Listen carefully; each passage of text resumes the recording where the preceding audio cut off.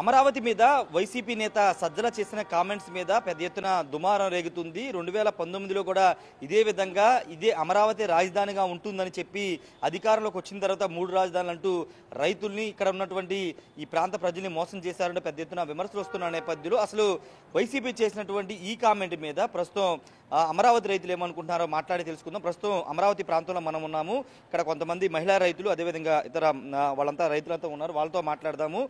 అధికారంలోకి వస్తే 2029 ఎన్నికల్లో గెలిచి అధికారంలోకి వస్తే జగన్ ఇక్కడ ఉండే అమరావతి నుండే పరిపాలన చేస్తారు, అమరావతి రాజధాని ఉంటుందంటూ సజ్జలు చేసిన కామెంట్స్ మీద ఏ విధంగా రియాక్ట్ అవుతారో చూద్దాం. మహిళా రైతులు ఉన్నారు, ముందు వాళ్ళతో మాట్లాడదాం.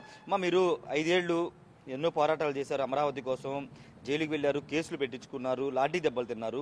ఈరోజు మళ్ళీ మీ కూటమి వచ్చింది, ఇక్కడ రాజధాని నిర్మాణం ఇక్కడే జరుగుతుంది. కానీ సజ్జల రామకృష్ణారెడ్డి ఒక కామెంట్ చేశారు, మళ్ళీ అధికారంలోకి వస్తే ఈసారి 3 రాజధాని కాన్సెప్ట్ లేదు, అమరావతి రాజధాని ఉంటుందని కామెంట్ చేశారు. ఆ కామెంట్ మీరు ఎలా చూస్తారు? కామెంట్ అంటే ఇప్పుడు దాకా మరి అసలు ఇన్ని సంవత్సరాల నుంచి ఆయనకు రియలైజ్ అవ్వలా. మరి ఎడార్ అన్నాడు, శ్మశానం అన్నాడు, రాక్షసుల పరిపాలన, మొన్న మధ్య రీసెంట్గా రాక్షసులు ఉండారన్నారు. మరి ఇక్కడ ఈ రాక్షసులతో నువ్వు ఎట్ట ఏగుదామని, మరి ఇక్కడ రాజధాని పెడదాం, రాజధాని ఇక్కడే అని ఎట్ట మాట్లాడగలుగుతున్నావో, మళ్ళీ నేను అధికారంలో రావడానికి ఇంతకుముందు ఏదైతే 3 రాజధానులు అని చెప్పి వీళ్ళ మీద విషం చిమ్మానో ఆ విషమే నా మీద ప్రభావం చూపించింది. అందుకని చెప్పేసి ఇప్పుడు మళ్ళీ అమరావతిని ఏకైక రాజధాని అని అంటాను. మరి అట్లా అంటే కానీ మాకు మనుగడ ఉండదని చెప్పేసి ఇప్పుడు రియలైజ్ అయినట్టు మాట్లాడుతున్నాడు. సజ్జల రామకృష్ణారెడ్డి చేసే అన్ని అభూత కల్పనలు, నిజ నిర్ధారణలు ఉండవు. ఇంతకుముందు జగన్మోహన్ రెడ్డి ఇల్లు గృహప్రవేశానికి వచ్చి కూడా అమరావతి రాజధాని ఇక్కడి నుంచి మార్చను అని అన్నాడు. ఏ రకంగా అయితే వాళ్ళు మాట తప్పను మడం తిప్పను అనే దానికి వారు రివర్స్ టెండరింగ్లో మాట్లాడతారు, రివర్స్ లాగా మాట్లాడతారని చెప్పి ఒక అవగాహన వస్తుంది జనానికి. మరి ఏదైనా సరే చేసే పని చెప్పరు, చెప్పిన పని చెయ్యరు అని జనానికి అర్థమైంది. కాబట్టే 11 సీట్లు ఇచ్చారు. ఇంకా కూడా ఇప్పుడు మా లిక్కర్ కేసులో మా ఎన్ని స్కాములు బయటకు వస్తున్నాయో దీన్ని అంతటినీ మసిపూసి మారేడుగా చేయాలి, జనాల్ని ఒక పక్కదారి పట్టించాలని చెప్పి అంటే ఏదో ఒకటి రేపు సోమవారం ఏదో సిట్ 2వ వస్తుంది అంటున్నారు, జాబితా వస్తుంది అంటున్నారు. ఆ జాబితాలో మా మీద ఎంతమంది మీద ఎన్ని వస్తాయో అని చెప్పి అవన్నీ తెలుసుకో మళ్ళీ భయం పుట్టి ఇట్లా మాట్లాడితే దీనిలో పక్కదారి పట్టిపోతారని చెప్పేసి ఒక మాట అయితే మాట్లాడుతున్నాడు. ఇంకా వైసీపీ వాళ్ళని రాష్ట్రంలో నమ్మే పరిస్థితుల్లో ఇది నా రాష్ట్రంలోనే కాదు దేశంలో కూడా ఇంత మంచి పాలన చేసిన ముఖ్యమంత్రి ఎవరో తొగ్లక్ పాలన చేసినాడు ఎవడు అంటే మాత్రం మరి మాజీ సీఎం గారే వస్తున్నారు. అది గుర్తుపెట్టుకొని జనం ఎవ్వరు మిమ్మల్ని నమ్మే పరిస్థితుల్లో లేరయ్యా. మీ లిక్కర్ స్కాములు చూసుకోండి, మరి మీ మైను వైను సైన్ అన్నీ చూసుకోండి, మళ్ళీ పైపెచ్చు వివేకానంద రెడ్డి హత్య కేసు చూసుకోండి. ఇవన్నీ చూసుకొని ఇంకా కూడా అమరావతి మీద విషం చిమ్మే ప్రయత్నం మాత్రం చేయొద్దు. మీకు ఇక్కడ దోసుకోవడానికి ఏమి లేవు.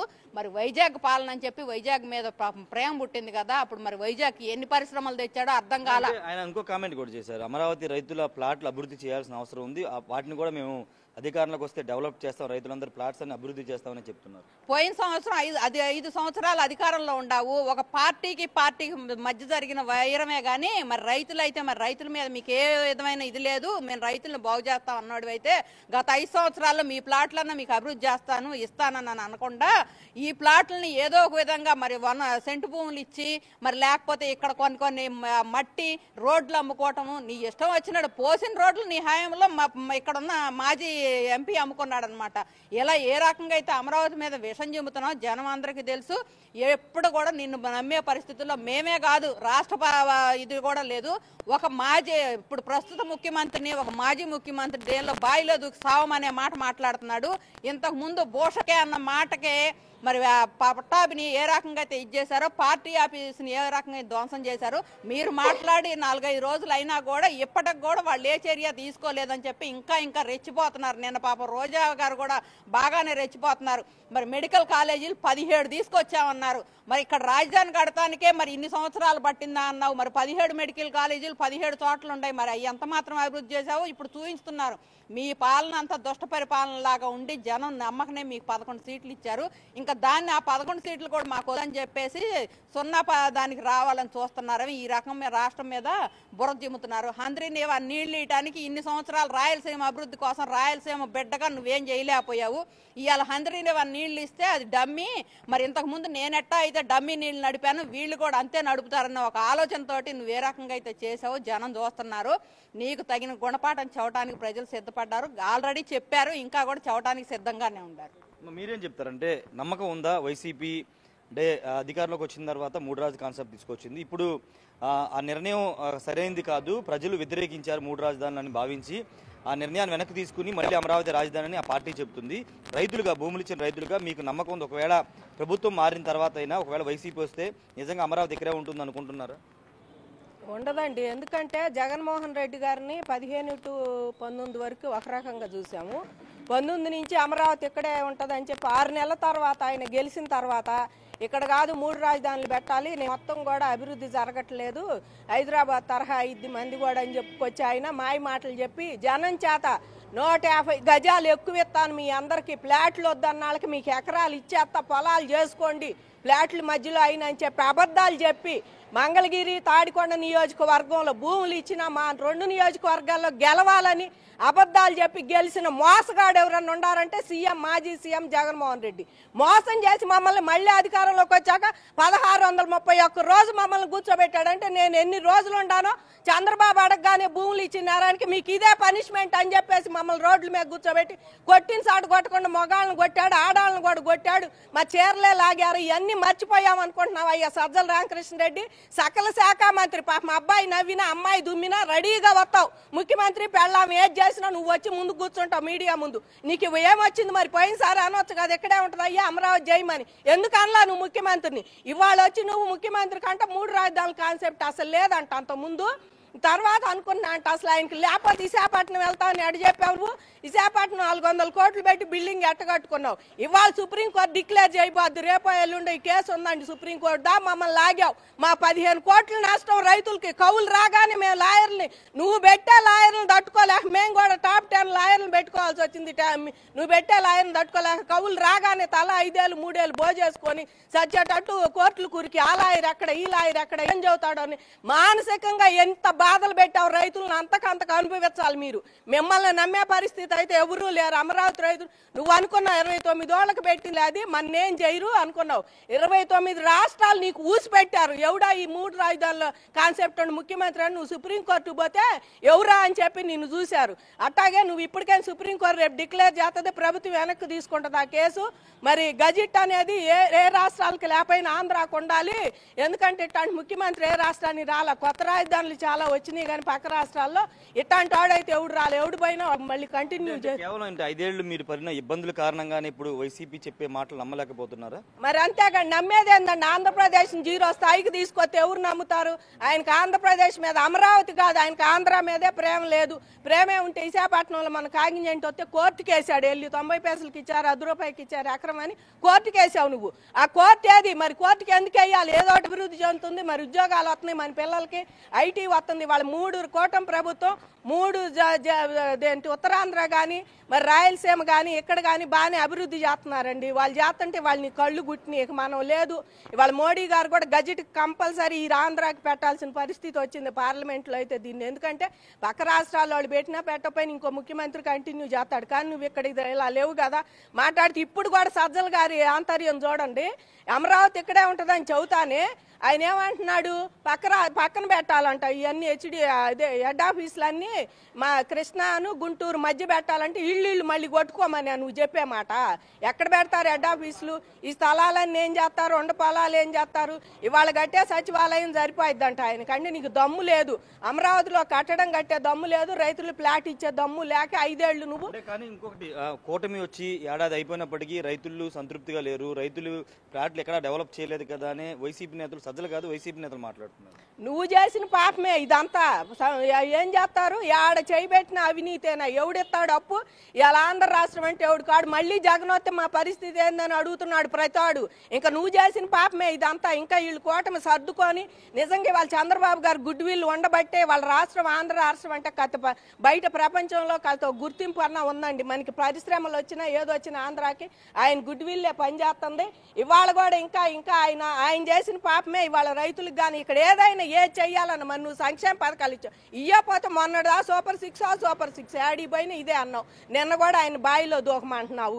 ఇయ్యాను ముఖ్యమంత్రి నిన్ను ఒక మాట అంటే సోషల్ మీడియాలో ఫార్వర్డ్ చేస్తే 78 ఏళ్ళ ఆవిడ రంగనాయకమ్మని తీసుకొచ్చి సిఐడీలు ఎదురు కూర్చోబెట్టారు. ఇట్లాంటి మాట్లాడటానికి మరి మీకు సిగ్గుందా? తీసుకొచ్చి మీడియా ముందే పట్టుకొని వాళ్ళు దూకండి, నీళ్ళు లేని బాయి నీళ్లు దూకు, నీళ్ళు లేని బాయి నీళ్ళుండ బాయిలో దూకు. చెల్లెలో పక్క పార్టీలో పోయింది నీకు. ఈ పార్టీ మా అన్నకు ఓట్లేండి అని మా అందరి చేత ఓట్లేపించి పక్క పార్టీలో పోతే నువ్వు దోకాలి. అప్పుడు మళ్ళీ ఇంకొక ఆవిడ ఇక్కడ నీ ప్రభుత్వం నడుతున్నా కూడా నాకు నమ్మకం లేదని పక్క హైకోర్టు పోయింది. మా నాన్నగారు హత్య కేసు ఏమైందని ఇంకో చెల్లెలు అప్పుడు దోకాలి నువ్వు. అంతేగాని వాళ్ళని అనబాకు. ఇప్పటికైనా ప్రభుత్వం చంద్రబాబు గారు ఉండబట్టే ఇంకా ఆంధ్రప్రదేశ్ ఈ మాత్రం అన్న ఉంది. తప్పకుండా నమ్మకం ఉంది రైతులకి, ఆయన చేస్తాడు. ఇప్పుడు టెండర్లు కూడా వేశారు, రెడీ అవుతుంది. వర్షాల మూలంగా కొంచెం డిలే అవుతుంది కానీ పనులు అయితే సజావుగా జరుగుతున్నాయి. మా సంతృప్తిగానే ఉందండి. బాబు గారు ఎప్పటికైనా నిలబెడతాడు ఆంధ్ర రాష్ట్రాన్ని. అట్టాగే జగన్మోహన్ రెడ్డిని మళ్ళీ నమ్మి మోసపోయి ఆంధ్ర ప్రజలు అయితే ఎవరు లేరండి. ఈసారి సింగిల్ డిజిట్ రావాలి. మేము పోయినసారి 1 సంవత్సరమే సిఆర్డీఏ చట్టం కావాలని పోరాడాం కానీ నెక్స్ట్ 4 ఏళ్ళు దిగిపోవాలి, ఈయన జగన్మోహన్ రెడ్డి దిగిపోయి చంద్రబాబు గారు రావాలనే మేము పోరాడామండి. ఇప్పుడు కూడా ఆయన మళ్ళీ కనుక ఇలాంటి మాటలు చెబితే మళ్ళీ ఎలక్షన్ ముందు నుంచే అమరావతి రైతులే ముందుండి క్యాంపైన్లు చేసి నీకు సింగిల్ డిజిట్ కూడా రానికుండా పులివెందులు వై నాట్ అనాల్సి వచ్చింది. గుర్తుపెట్టుకోమని జగన్మోహన్ రెడ్డి గారికి అమరావతి రైతుల తరఫున కూడా మేము చెబుతున్నాం. మరో రైతు ఉన్నారు సార్. ఏంటి ఇప్పుడు సజ్జల రామకృష్ణారెడ్డి గారు చేసిన కామెంట్ చూశారు. నిజంగా రైతులు, భూములు ఇచ్చిన రైతులు మీరు చాలా పోరాటాలు చేశారు. ఇప్పుడు ఒకవేళ ప్రభుత్వాలు అనేవి జనరల్గా మారుతూ ఉంటాయి, ఒకే ప్రభుత్వం అనేది ఉండదు. ఒకవేళ మారితే కనుక ఇక్కడే ఉంటుంది రాజధాని, రైతులు ఎవరు ఆందోళన చెందవసరం లేదనేది ఆయన చెప్తున్న మాట. మీకు ఆయన మాటల మీద నమ్మకం ఉందా? సజ్జల రామకృష్ణారెడ్డి జిమిక్కులు అనేవి అమరావతి రైతుల దగ్గర పనికిరావండి. అమరావతి రైతులు అంటే సజ్జల రామకృష్ణారెడ్డి అంటే చాలా మెచ్యూరిటీ, చాలా తెలివిగల వాళ్ళు ఉన్నారు. అంత ఇప్పుడు 2019లో కనీసం ఎంబుక్ ఏంటో డేబుక్ ఏంటో తెలియని వాడిని 150 సీట్లు ఇచ్చి ముఖ్యమంత్రిని చేశారు. 150 సీట్లు ఇచ్చి ముఖ్యమంత్రిని చేస్తే అసెంబ్లీలోకి వచ్చి డిసెంబర్ 17వ తారీఖు 3 రాజధానులు అనే కాన్సెప్ట్ తీసుకొచ్చి 3 రాజధానుల మీద బిల్లు పెట్టాడు. బిల్లు పెడితే అసెంబ్లీ వరకు పాస్ అయింది. అసెంబ్లీ వరకు పాస్ అవుతే మండలంలోకి వెళ్ళింది. మండలంలోకి వెళ్తే మండలంలో పాస్ అవ్వలేదు, మండలంలో మెజార్టీ లేదు కాబట్టి పాస్ అవ్వలేదు. సెలెక్ట్ కమిటీకి పంపించారు. అప్పుడున్న మండల చైర్మన్ గారు సెలెక్ట్ కమిటీకి వెళ్ళింది. దానివల్ల డిలే జరిగింది చాలా వరకు. దాని మీద మేము కోర్టుకు వెళ్ళడం జరిగింది. ఆ బిల్లు అనేది నెగ్గకుండా మేము హైకోర్టులో బిల్లు మాకు అనుకూలంగా వచ్చింది. మళ్ళీ సుప్రీంకోర్టుకి అప్పీల్కి వెళ్ళారు. అక్కడ ఇంకా పెండింగ్ ఉంది. ఆ బిల్లు కూడా హైకోర్టులో పెండింగ్ ఉంది. ఈలోపు ఎన్నికల మేనిఫెస్టోలో పెట్టడం జరిగింది 3 రాజధానులు అనేది. ఎన్నికల మేనిఫెస్టోలో పెడితే మీరు పెట్టిన కాన్సెప్ట్ మీద తిరస్కరించారు. మీరు జనం అంతా తిరస్కరించారు. 3 రాజధానుల కాన్సెప్ట్ అనేది మంచిది కాదు, పద్ధతి కాదు, రాష్ట్రానికి 3 రాజధానులు ఉండటం అనేది ఎక్కడా లేదు అని తిరస్కరించారు. ఇవాళ వచ్చి సజ్జల రామకృష్ణారెడ్డి ఏ హోదాతోటి అమరావతి రాజధాని అని చెప్పగలుగుతున్నాడు. ఇక్కడ ఏ హోదా ఉంది సజ్జల రామకృష్ణారెడ్డికి? ఏ హోదాతో చెప్తున్నాడు? ఓకే, జగన్మోహన్ రెడ్డిని వచ్చి అసెంబ్లీ సాక్షిగా అసెంబ్లీలో ప్రకటించమనండి, అది నమ్ముతారు. కానీ సజ్జల రామకృష్ణారెడ్డి వాగితే ఎట్లా నమ్ముతారు? అంటే జగన్ చెప్తే మీకు నమ్మకం వచ్చిందా? నమ్మకం వస్తాం కాదు, తన అభిప్రాయం చెప్తే మేము వింటాం. తన అభిప్రాయం తను చెప్తే మేము వింటాం. అసెంబ్లీ సాక్షిగా చెప్పాలి. అంతేగాని ఏదో మైకులోనో మీడియాలోనో చెప్పడం అది పద్ధతి కాదు. అట్లా కరెక్ట్ కాదు. అది చెప్పాలి. ఓకే, ఆయాల తనకి 3 రాజధానులు కావాలనుకున్నాడు, ఇవాళ వద్దు అనుకుంటున్నాడు, అదే విషయాన్ని అసెంబ్లీలో చెప్పమనండి. ఓ ఎమ్మెల్యే హోదాలో వచ్చి చెప్పమనండి. ప్రతిపక్ష నాయకుడిగా ప్రతిపక్ష హోదా లేకపోయినప్పటికి కూడా మాజీ ముఖ్యమంత్రి హోదాలో ప్రజెంట్ ఎమ్మెల్యేగా పులివెందుల ఎమ్మెల్యేగా అసెంబ్లీలో ప్రకటన చేయమన్నాడు ఏదని చెప్పి. అంతేగాని మైకుల్లో మీడియాలో సజ్జల రామకృష్ణారెడ్డికి ఏ హోదాతో చెప్తున్నాడు ఇక్కడ రాజధాని ఇక్కడ కాదు, ఇక్కడనో లేకపోతే కాదనో అవుననో ఎట్లా చెప్పగలుగుతున్నాడు? ఏ హోదా ఉంది సజ్జల రామకృష్ణారెడ్డి? కనీసం ఒక ఎమ్మెల్యే కాదే, సాక్షి మీడియాకి ఎడిటరో లేకపోతే సలహాదారో మాకైతే తెలియదు. తన హోదా ఏంటి అసలు? తను ఇక్కడ రాజధాని ఇక్కడే ఉంటుంది అనడానికి, లేదని అనడానికి సజ్జల రామకృష్ణారెడ్డి ఏ హోదాతో చెబుతున్నాడు? అది కరెక్ట్ కాదు. అది మీకైతే నమ్మకం అయితే లేదు వైసీపీ చేసే వ్యాఖ్యల మీద? వాళ్ళ వ్యాఖ్యల మీద మాకైతే నమ్మకం లేదు. ఎందుకంటే ఇంత జరిగింది, మేము డబ్బులు వేసుకొని కోర్టులకు వెళ్ళి నానా హింసలు పడ్డాం, పాదయాత్ర చేసాం. అమరావతి ఉద్యమం వైసీపీ పార్టీ ఓడిపోవడానికి ముఖ్యమైంది, చివరికి ముఖ్యమైంది. అమరావతి ఉద్యమం వల్లే వైసీపీ పార్టీ పోయింది. అది ఒకటి గుర్తుంచుకొని గుర్తెరిగి మళ్ళీ అసెంబ్లీకి వచ్చి ప్రకటన చేస్తే ఇంటానికి బాగుంటుంది. మేము కూడా నువ్వు అటు పడితే అటు మాట్లాడితే అమరావతి రైతులు తెలివి తక్కువ వాళ్ళు కాదు, తెలియని వాళ్ళు కాదు. నీకంటే చాలా మెచ్యూరిటీ ఉంది అమరావతి రైతుల దగ్గర. కాకపోతే నీ దగ్గర డబ్బు ఉంది, కాకపోతే అమరావతి రైతులు రాజకీయంగా చైతన్యం చెందిన వాళ్ళు ఇక్కడ పిచ్చోళ్ళు కాదు ఇక్కడ ఏమి. ఇది రైతులందరూ చెప్తున్న మాట. ఖచ్చితంగా వైసీపీ మాటలు నమ్మే పరిస్థితి లేదని చెప్తున్నారు. ఎందుకంటే గతంలో 2019లో ఏం జరిగిందో చూసాం, మళ్ళీ మోసపోవడానికి మేము సిద్ధంగా లేవని చెప్తున్నారు. మరోది మాజీ ముఖ్యమంత్రి జగన్, పార్టీ అధ్యక్షుడిగా మాజీ ముఖ్యమంత్రిగా జగన్ ఈ ప్రకటన చేస్తే ఏదైనా ఆలోచిస్తారు, కానీ సజ్జల చేయడం ద్వారా, సజ్జల చెప్పడం ద్వారా ఎవరు నమ్మే పరిస్థితి లేదని చెప్తున్నారు. మహిళా రైతులు కూడా అదే చెప్తున్నారు. చాలా అవమానాలు పడ్డాం, ఇబ్బందులు ఎదుర్కొన్నాము, మళ్ళీ అలాంటి పరిస్థితులు మాకు వద్దు, మేము ఆల్రెడీ భూములు ఇచ్చి నష్టపోయి ఉన్నాము, కాబట్టి ఖచ్చితంగా మళ్ళీ కూటమి ప్రభుత్వమే వస్తే తమ భూములు అభివృద్ధి చెందుతుందని అమరావతి రైతులందరూ చెబుతున్నారు. కెమెరా పర్సన్ సీనుతో రాజేష్, బిగ్